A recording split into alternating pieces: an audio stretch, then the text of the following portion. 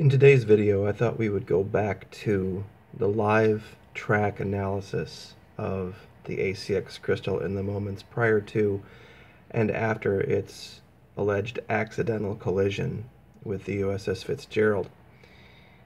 The movements of the other ships in the region in this video are going to be very critical, and I think they are going to enlighten the story to how this cannot have happened the way they said it did.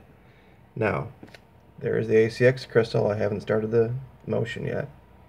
And here is our timestamp. Now, this starts roughly at what would be 1600 GMT, which would equate to 0100 hours AM in that region. Now we're going to go ahead and play forward. As you can see, it's running parallel with this ship just to the north of it called the Maquis 266. It is now 1:10 in the morning. 1:15 in the morning.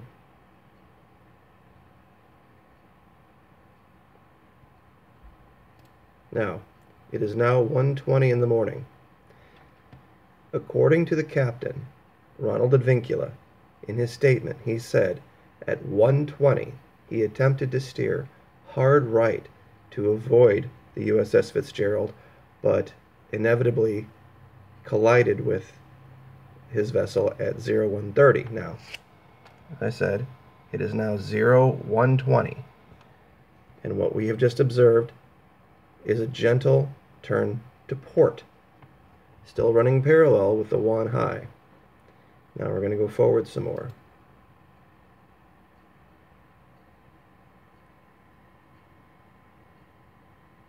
Now the Maquis, I think, is just having a reporting error here. Okay, now 0130 hours. This is when the collision allegedly occurred. Now the Maquis has maintained its track. It did not make a left-hand turn to go up in the channel.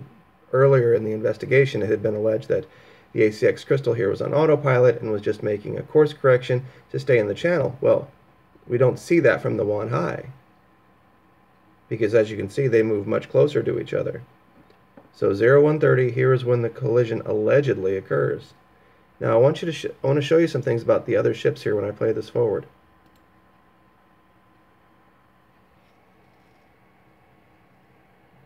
Okay, the Maquis continues on its course, which is strange enough given that there was this incredible collision right next to it.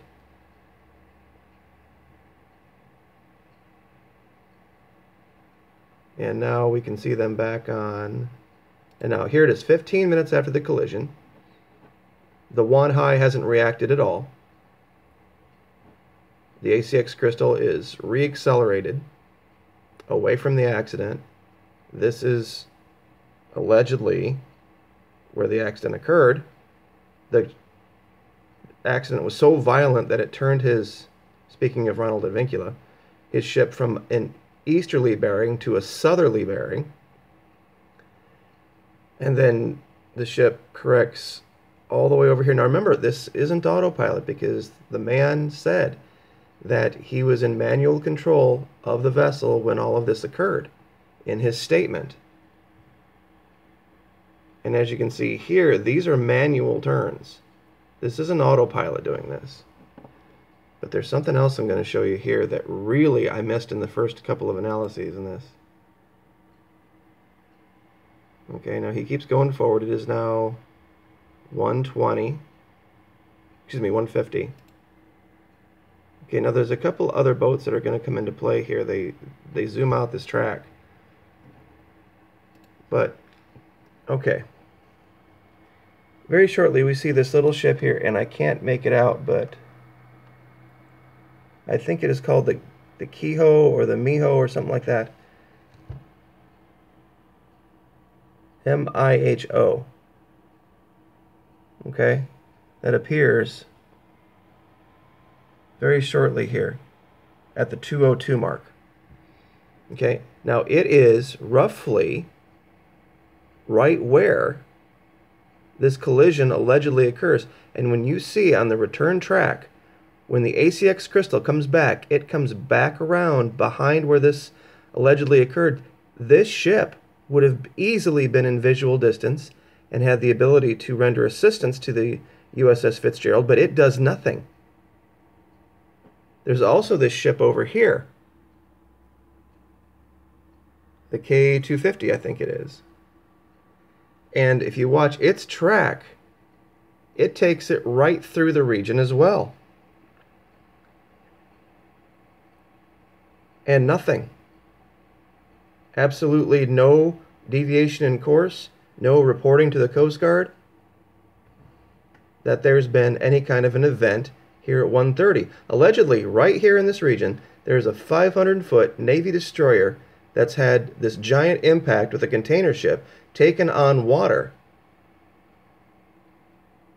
There would have been klaxons going off. There would have been all sorts of problems. And sound travels over water at night. You wouldn't have missed this. This wouldn't be something where you could have sailed right by it and not known something was wrong. And as you can see, there is the location of the ACX crystal at 2:54. Now this is a full 35 minutes after the, 30 minutes after the phone call, and 35 minutes after the 2:20 time that the Japanese put to this. We're going to go back to the live. Okay, this is where we left the live, and this is at 1:50.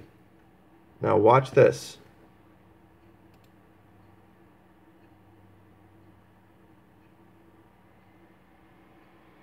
Okay, now look in the upper right. See that ship? It's going to sail. That's what I was referring to before. Right through. And look at this ship right here. I'll go back. I know that was hard to see.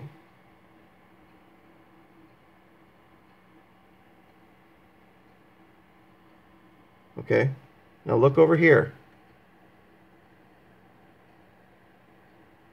Look. There's a ship that sails right through there.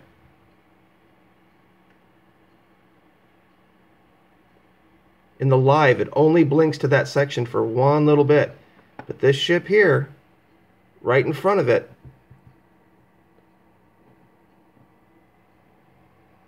is why I stopped and used the marker to circle that, because it only blinks on there for a minute. I'll stop this and go back to that. There was a ship that sailed right through here 15-20 minutes after this happened.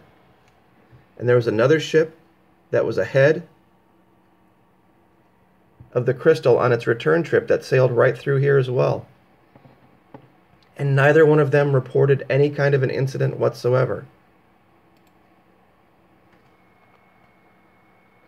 And as you can see, that's where the crystal returns to, where they said they found the ship.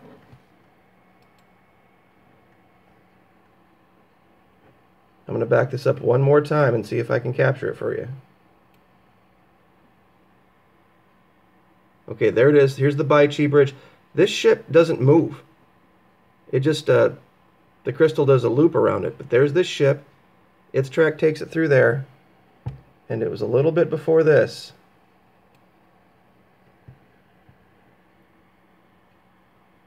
that you'll be able to see this. I'm going to keep it over here so you can see it.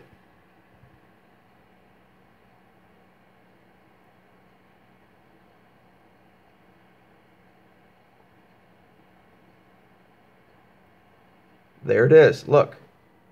Just for that 1 second, there was a ship that sailed right through there.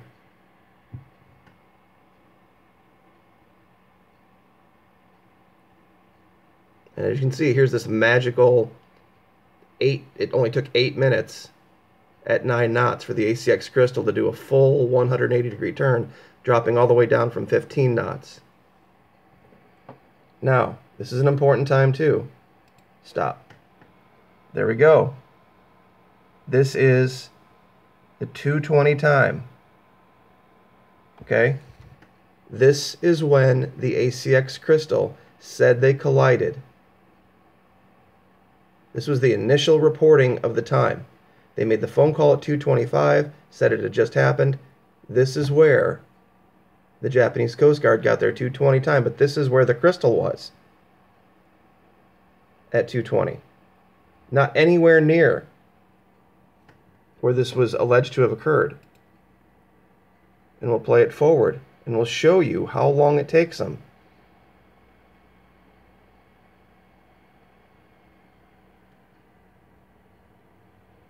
I know this is a longer video, folks, but...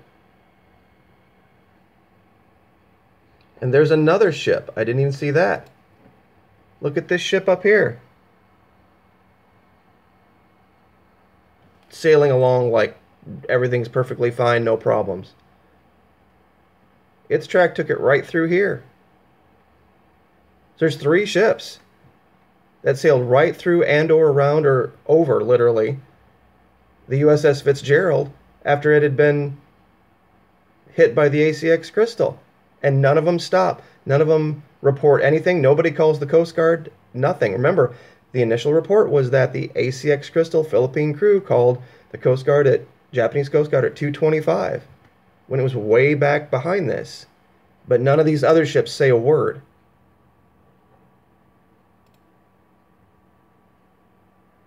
And as we play this forward, we're going to catch up to where we had the animation in the other screen. Okay, now we are at 2:40 local time. This is a full 15 minutes after the phone call. And then we see this piece of nonsense we've covered before, where the ship does this magical turn. 2:53. Now it's facing the other direction. Dropped from 10 knots to 3 knots.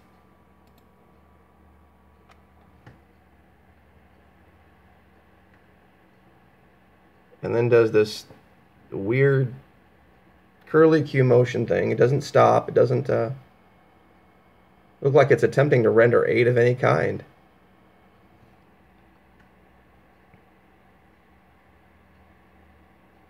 Because you have to remember, it doesn't really matter whether it's Navy, Army, Air Force, Marines, Coast Guard, civilian emergency.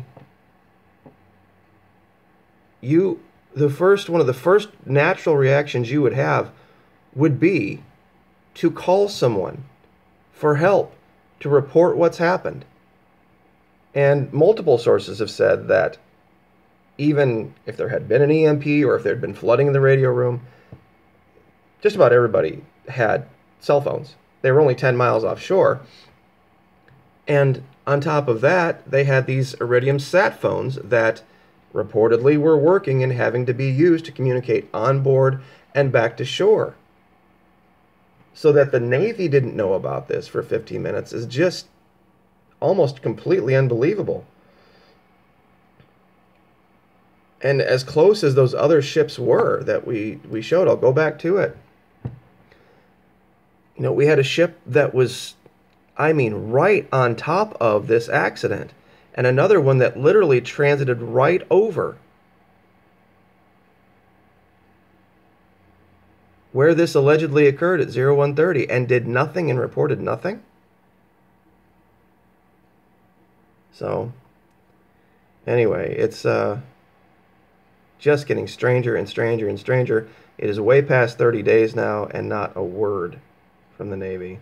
They did, however, punish that kid that allegedly hit aboard the Shiloh. You know, and they've kind of swept that under the rug as well. But anyway, thank you so much for the support. I will be very interested to hear the discussion and the comments on this one. Thank you so much for the polite, intelligent, thoughtful conversation. We really appreciate it. The channel's doing great, and we will see you next time. Thank you.